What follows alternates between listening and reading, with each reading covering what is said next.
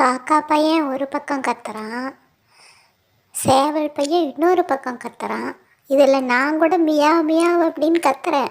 ஆனால் என் குரல் எடுபடவே மாட்டேங்குது இவங்க 2 பேர்கிட்டையும்.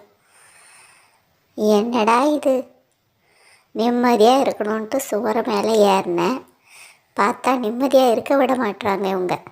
நம்ம போகலாம் கிளம்பி. பாய் பாய் ஃப்ரெண்ட்ஸ். நீங்களாவது ஃபாலோ பண்ணிக்கோங்க.